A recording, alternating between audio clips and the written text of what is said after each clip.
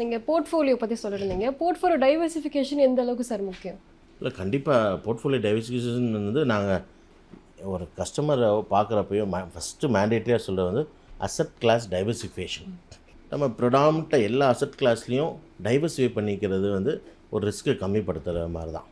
ஒரே ப்ராப்பர்ட்டிக்குள்ளேயோ ஃபுல்லாக போகிறதோ, கோல்டுக்குள்ளேயோ ஃபுல்லாக போகிறதோ, ஈவன் ஸ்டாக்ஸ் ஈக்விட்டிக்குள்ளேயே ஃபுல்லாக போகிறதோ நாங்கள் வந்து அட்வைஸ் பண்ணுறது கிடையாது. உங்கள் ரிஸ்க் என்ன? என்னால் இந்த ரிஸ்க் எடுக்க முடியுங்க, எனக்கு இந்த பணம் இத்தனை வருஷம் தேவைப்படாது. நான் ஸ்டாக் மார்க்கெட் பற்றி உங்களுக்கு தெரியும், இது ஒன்னொரு பிஸ்னஸ் லிஸ்ட்டில் நம்ம இன்வெஸ்ட் பண்ணுறோம். இப்போ HUL, ITC அந்த மாதிரி பெரிய பிராண்ட் பிரிட்டானியாவில் இன்னொரு கம்பெனியோட வளர்ச்சியில் போய் நம்ம பங்குதாரர் ஆகிறோம். ஸோ அப்போ வந்து அந்த கம்பெனி வந்து ஏற்ற இறக்கங்கள் இருக்க தான் செய்யும். ஒரு 5 வருஷம் 10 வருஷம் அந்த மாதிரி வெயிட் பண்ணுறப்ப அந்த ஏற்ற இறக்கங்கள் வந்து அட்ஜஸ்ட் ஆகிரும். லா ஆஃப் ஆவரேஜிங் படி பார்த்திங்கன்னா ஏற்ற இறக்கங்கள்லாம் நீங்கள் வென் யூ லாங் ஸ்டாண்டில் லாங்கர் ரிட்டர்னில் வந்து அதெல்லாம் வந்து கம்மியாயிரும் ரிஸ்க்கு.